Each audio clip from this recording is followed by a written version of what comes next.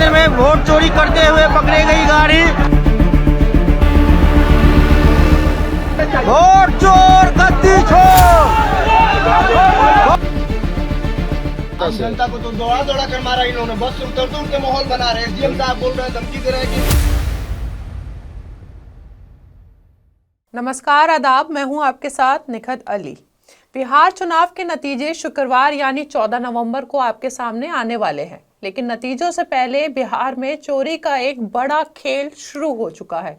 खेल वोटों की धांधली का, जिससे बिहार का असली एग्जिट पोल बाहर ना आ जाए। दोस्तों, टीवी मीडिया चैनलों के एग्जिट पोल्स में एनडीए को बहुमत मिलता देख भी तेजस्वी यादव का कॉन्फिडेंस हिला नहीं है, लेकिन तेजस्वी का ये कॉन्फिडेंस देखने के बाद भाजपा जरूर हिल गई है। इसलिए तो बौखलाहट की तस्वीरें छिपाई नहीं छिप रही है। ऐसा आप इन तस्वीरों से समझिए, जो बिहार चुनाव नतीजों से महज एक दिन पहले देर रात से आ रही है, जो वोटों में एक बड़ी धांधली की ओर इशारा कर रहा है, या ऐसे कहिए आरजेडी को वोट में धांधली से हराने की तैयारी की जा रही है।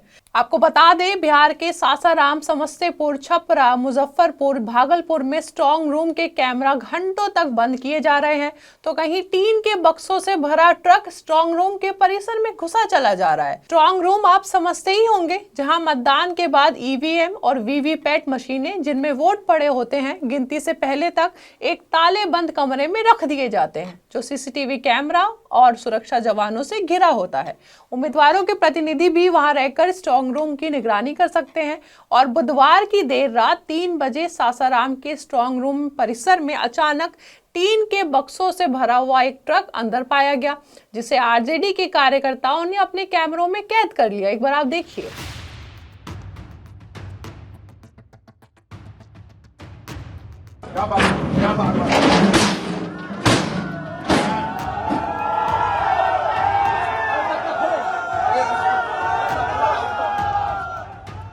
और जब ये ट्रक अंदर घुसा तो आरजेडी का दावा है कि सीसीटीवी बंद कर दिया गया था। इन ट्रक्स को देखने के बाद आरजेडी के कार्यकर्ताओं ने प्रदर्शन शुरू किया और ट्रक को बाहर निकालने की मांग शुरू की। और इस दौरान आरजेडी कार्यकर्ताओं ने पुलिस पर लाठीचार्ज के आरोप भी लगाए। पुलिस सब चलवाइए, यहाँ पर ईवीएम पकड़ाया, मैं उसका विरोध किया। उसके बाद ईवीएम यहाँ पूरे बक्सा निकला रोड पर, और यहाँ पर उसके बाद हम पर लाठी चार्ज करवाया गया। आम जनता को तो दौड़ा दौड़ा कर मारा इन्होंने, बस से उतर के माहौल बना रहे हैं। एसडीएम साहब बोल रहे हैं, धमकी दे रहे हैं कि हम ये एफआईआर कर देंगे। देखिए अभी दाग देखिए यहाँ पर जी, देखिए। देर रात चल रहे इस हंगामे के बीच इलाके की डीएम साहिबा वहां पहुंचती है, लेकिन आरजेडी के कार्यकर्ताओं को डीएम साहिबा जवाब नहीं दे पा रही थी। आप भी देखिए। डीएम साहब सीधे चुनाव आयोग को लिखिए, चुनाव कैंसिल कराने के लिए, फिर से चुनाव हो। बाद में डीएम साहिबा ये कहती नजर आई कि ट्रक में टीन के खाली बक्से थे, जिसे हमने चेक करवा दिया और हमारी इजाजत से ट्रक की एंट्री हुई थी, और ट्रक को वोटों की गिनती के बाद ईवीएम ले जाने के लिए बुलाया गया था। 7:59 में ये परिसर एंटर किया, और ये वो डब्बे हैं जो कि जिसमें ईवीएम रखा गया था। कमीशनिंग के समय इन्हीं डब्बे से ईवीएम निकाला गया था। स्टील बॉक्स से कई कैमरा के बारे में, और सारे इससे ईवीएम निकाले गए। और कब एक बार काउंटिंग हो जाएगा, काउंटिंग के बाद पुनः जो है इसी डब्बे में ईवीएम को रख के वेयर हाउस में रखा जाए। लेकिन दोस्तों, यहाँ कई सवाल खड़े होते हैं कि सासाराम में देर रात ट्रक को किसने बुलाया, और इन 3 के डब्बों का मकसद काउंटिंग के बाद ईवीएम ले जाना था, तो परिसर के अंदर ट्रक को देर रात को ही क्यों बुलाया गया, और सिर्फ सासाराम में ही ट्रक को क्यों बुलाया गया? बाकी जिलों में ट्रक क्यों नहीं दिखाई दिए देर रात? ट्रक की एंट्री रजिस्टर में 8 बजे हुई है और ट्रक को परिसर में बाहर 3 बजे निकाला गया। ट्रक के एंट्री के दौरान स्ट्रांग रूम का सीसीटीवी बंद क्यों था?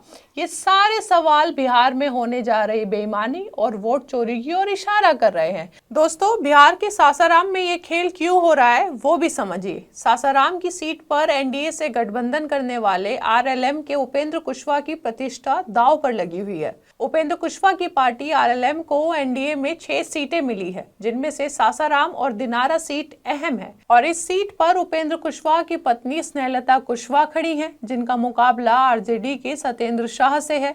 हालांकि इस सीट पर 22 उम्मीदवार हैं, लेकिन स्नेहलता कुशवाहा और सत्येंद्र शाह में कड़ी टक्कर है।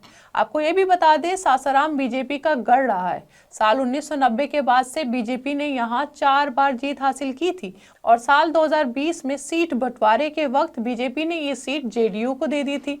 हालांकि चुनाव में जेडीयू के उम्मीदवार को 26,000 से ज्यादा वोटों से हार का सामना करना पड़ा था, लेकिन अब 2025 में एनडीए इस सीट को जीतने के लिए कितना बेकरार है, आप देर रात आई इन तस्वीरों से भी अंदाजा लगा सकते हैं। आप कुछ और तस्वीरें भी देखिए। ये मुजफ्फरपुर की तस्वीर है जहां स्ट्रांग रूम का कैमरा बंद है।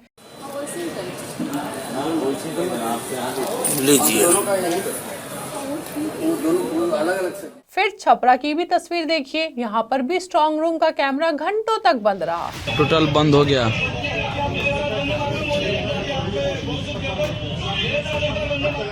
फिर समस्तीपुर से भी ऐसी ही तस्वीर सामने आई, वहां भी स्ट्रांग रूम का कैमरा घंटों तक बंद नजर आया। बाद में तकनीकी कारणों से बंद होने की वजह दे दी गई। पिछले 10 मिनट से बंद कर दिया गया है सीसीटीवी फुटेज उजियारपुर विधानसभा का, जबकि लाइट है। लाइट दिखा देते हैं, लाइट है। फिर बिहार के भागलपुर की भी ये तस्वीर देखिए, यहाँ पर भी स्ट्रांग रूम का कैमरा घंटों तक बंद रहा।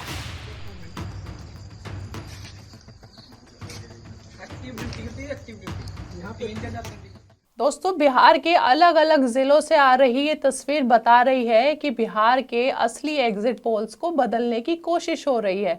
अभी पूरा एक दिन बाकी है, यानी आज गुरुवार है और कल शुक्रवार को नतीजे आने वाले हैं और अब ऐसी तस्वीरें शाम तक आती रहेगी।